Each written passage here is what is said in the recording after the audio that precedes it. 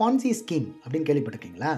Charles Ponzi அப்படிங்கிறவர் 1920ல் நிறைய பேரை ஏமாற்றி ஒரு ஸ்கீம் ஒன்று போட்டு மில்லியன் கணக்கில் சம்பாதிச்சிட்டாரு. அது என்ன ஸ்கீம் அப்படின்னு கேட்டிங்கன்னா, நம்ப முடியாத ரிட்டர்ன், 400%க்கு மேலே ரிட்டர்ன், நோ ரிஸ்க் அப்படிங்கிற ஸ்கீம் தான்.